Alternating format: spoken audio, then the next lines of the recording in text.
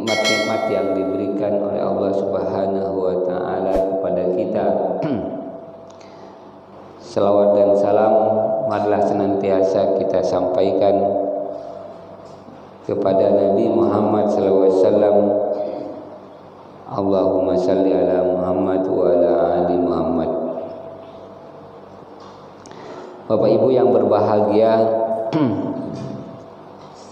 Ibnu Hajar Al-Asqalani, seorang ulama hadis, beliau mengarang sebuah kitab Bulughul Maram.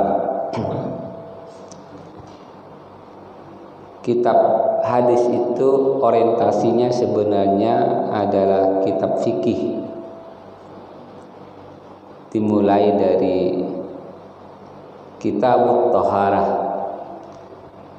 kitab tentang bersuci. Kemudian kitab itu diakhiri dengan Kitabul Jami', kitab kumpulan-kumpulan. Dari Bulughul Maram itu sebenarnya yang diinginkan oleh Ibnu Hajar Al-Asqalani adalah,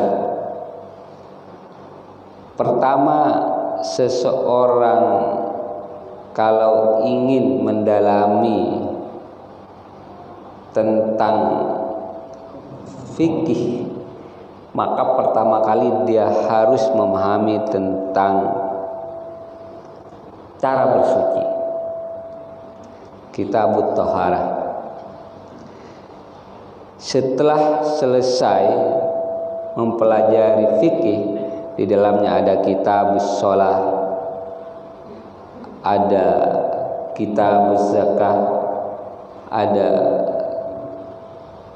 kitabus syiyam, ada kitabul hajj, ada kitabun nikah, ada kitabul buyu, ada pembahasan tentang cara bersuci, cara sholat, cara berpuasa, cara berhaji, kemudian cara jual beli, kitabul buyu. Ada dalamnya juga kitabun nikah, cara berhubungan dengan pernikahan.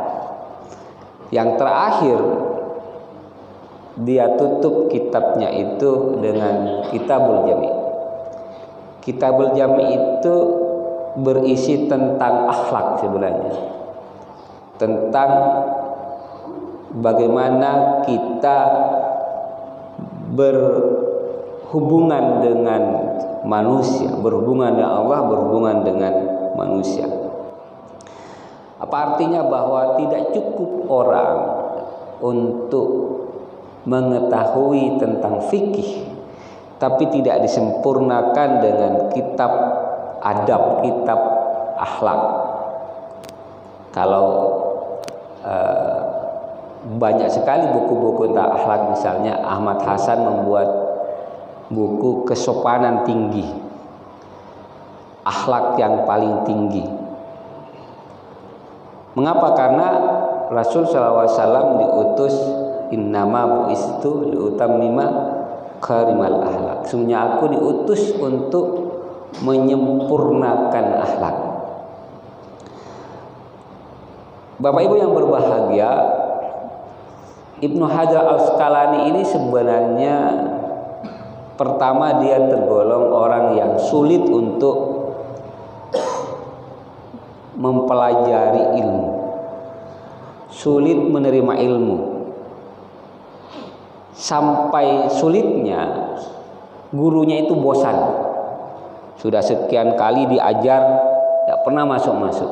Tidak sekali dua kali, sudah beratus-ratus kali diajar, tidak pernah masuk pelajaran itu, tidak pernah dia pahami. Sehingga bosan gurunya itu, maka dimintalah dia untuk pulang ke rumah orang tuanya.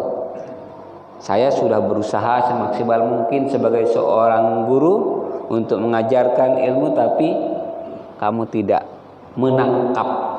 Tidak ada yang berbekas keluar telinga, masuk telinga kanan, keluar telinga kiri, keluar telinga kanan juga. Kalau masuk telinga kanan, keluar telinga kiri, itu bisa ada bekasnya. Ini masuk telinga kanan, keluar juga telinga kanan. Artinya tidak pernah berbekas ilmu itu. Maka kemudian Ibnu Hajar Al-Asqalani pulang karena tidak lagi terima sebagai murid oleh gurunya. Maka di tengah perjalanan dia melihat air yang menetes ke atas batu. Kemudian tetesan air itu sedikit demi sedikit mampu melubangi batu tersebut. Pada saat itu Ibnu Hajar Al-Asqalani berpikir, kalau air yang lemah mampu menembus batu yang kuat, apalagi saya yang tidak batu. Pasti kalau saya bersungguh-sungguh, maka saya bisa untuk menerima ilmu. Setelah itu kemudian Ibnu Hajar Al-Asqalani kembali kepada gurunya dan berkata kepada guru, "Hai guruku, aku sudah mendapatkan hikmah, pelajaran yang sangat berharga. Di tengah perjalanan aku pulang ke rumah. Maka ceritakanlah apa yang ditemui dalam perjalanannya." Maka pada saat itu Ibnu Hajar Al-Asqalani bertekad untuk menuntut ilmu, bermujahadah, bersungguh-sungguh. Jadi tidak ada sebenarnya orang yang bodoh dalam dunia ini.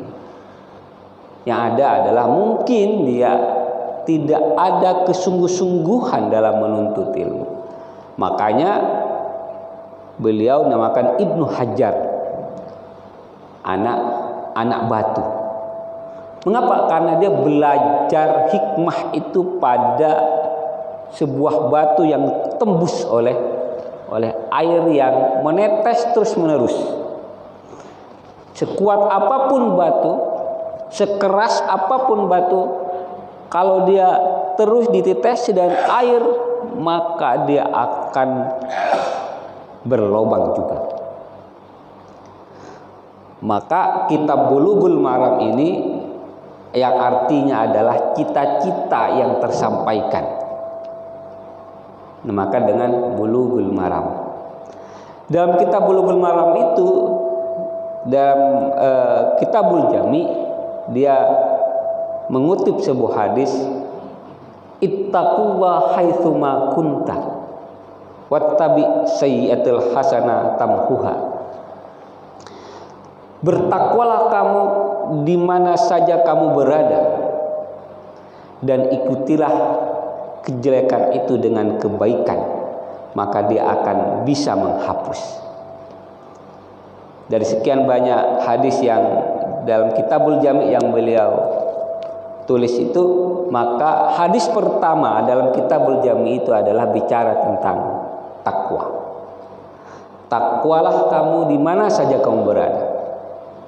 Jadi ketakwaan itu tidak hanya kita pupuk dalam masjid ini, dalam rumah Allah ini, tetapi ketakwaan itu harus kita hadirkan dalam setiap kondisi kita.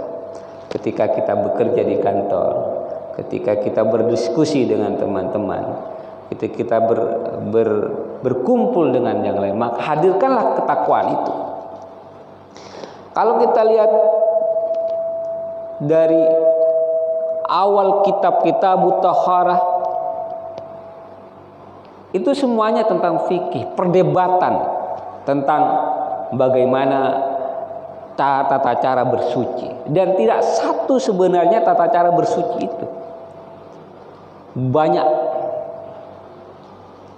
dan akan terjadi perdebatan antara satu mazhab dengan mazhab yang lain. Kalau perdebatan fikih itu tidak diiringi dengan ittaqullah haitsuma kunta, tidak diiringi dengan ketakwaan kepada Allah Subhanahu wa taala, maka perdebatan itu akan berujung kepada jidal, kepada mencari kemenangan, bukan mencari kebenaran.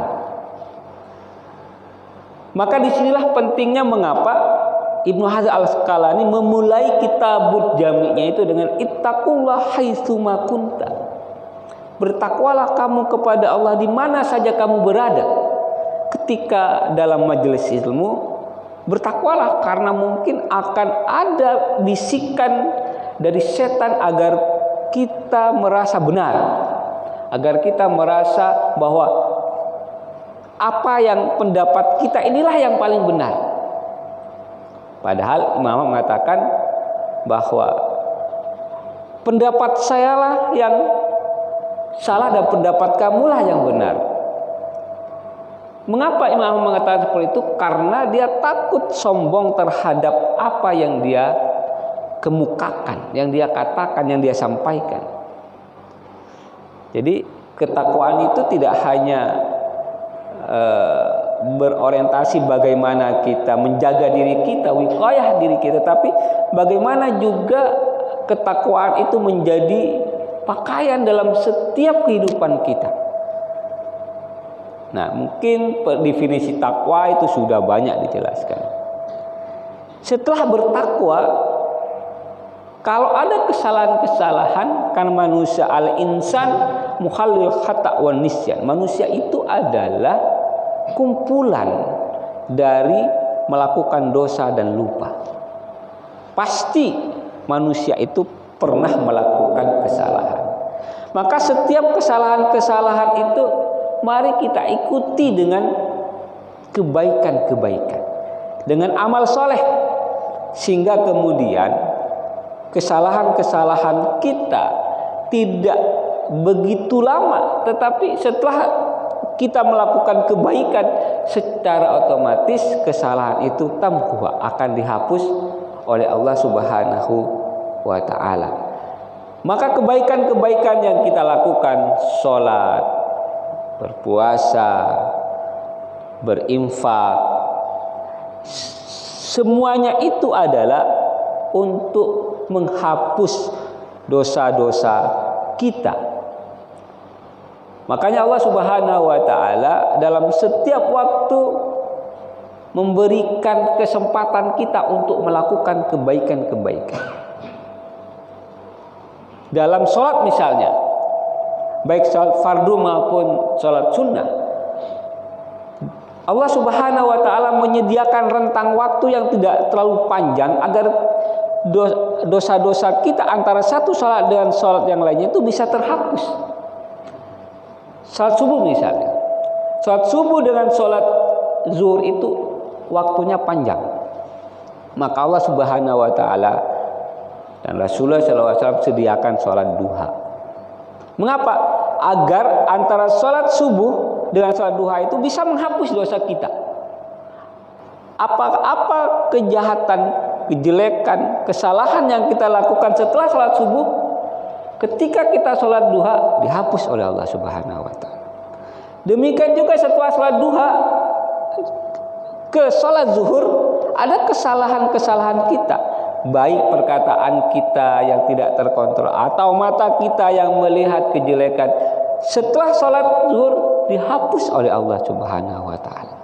Demikian juga antara sholat zuhur dengan sholat asar, kejelekan-kejelekan diantaranya itu akan dihapus ketika sholat asar.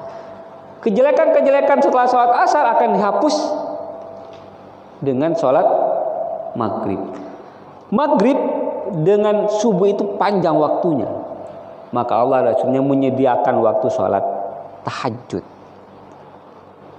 agar dosa-dosa kita setelah sholat maghrib itu dihapus. Setelah sholat isya itu, maghrib ke isya pendek, isya ke subuh itu panjang, sehingga kemudian kesalahan-kesalahan kita setelah sholat isya maka dihapus dengan sholat tahajud.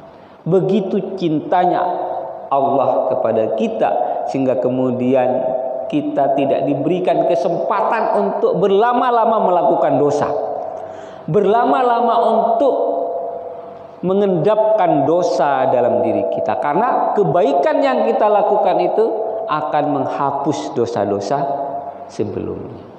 Mungkin itu yang bisa sampaikan. Bila taufiq wal hidayah.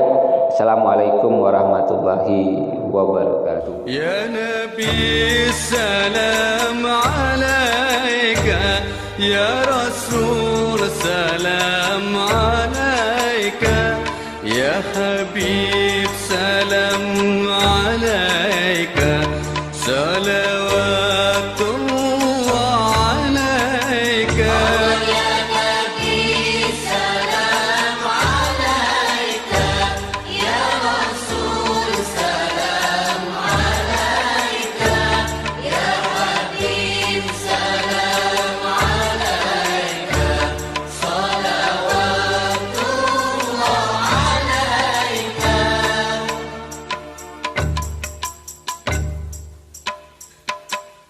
أشرق البدر علينا فاختفت منه البدور مثل حسنك ما رأينا قلت يا وجه السرور يا نبي سلام عليك يا رسول سلام عليك يا حبيب سلام عليك صلوات الله عليك.